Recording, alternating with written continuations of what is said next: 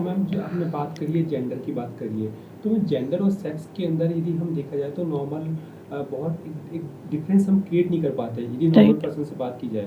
But gender और sex के अंदर कुछ डिफरेंस होता होगा, तो मैम आप बिल्कुल। बताइए कि जेंडर और सेक्स में क्या डिफरेंस होता है? एग्जैक्टली जब हम लोग बात करते हैं जेंडर और सेक्स की, ये दो बिल्कुल ही अलग अलग चीज़ हैं, लेकिन हम लोग यूजुअली इसको कंफ्यूज हो जाते हैं। जैसे अगर हमारे पास कोई फॉर्म भी रहता है तो उसमें कभी कभी जेंडर लिखा रहता है, कभी कभी सेक्स लिखा रहता है। डिफरेंस क्या होता है? सेक्स होता है जो आपका बायोलॉजिकल आइडेंटिटी है, मतलब अगर आप पैदा हुए हैं तो आप के पास फीमेल जेनाइटल्स हैं या आपके पास मेल जेनाइटल्स हैं, तो एनाटॉमिकल बेसिस पे मतलब आपका स्ट्रक्चर क्या है उसके बेसिस पे आपका जो भी आइडेंटिटी होती है उसको हम लोग सेक्स बोलते हैं, जो कि डिटर्मिन होती है at the time of birth, मतलब जब आप पैदा होते हो तो वो डिटर्मिन हो जाती है।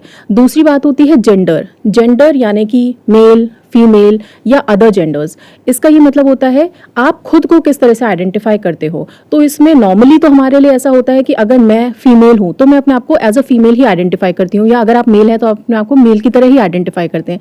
लेकिन कुछ लोग ऐसे भी रहते हैं तो जो बॉर्न तो होते हैं एज अ फीमेल, मतलब कि उनका जो पूरा बॉडी है, स्ट्रक्चर है, आवाज़ है, सब कुछ एज अ फीमेल है, लेकिन वो अपने आप को एज अ फीमेल कंफर्टेबल नहीं फील करते हैं। तो उनको ऐसा महसूस होता है कि वो ट्रैप्ड हैं इन अ फीमेल बॉडी।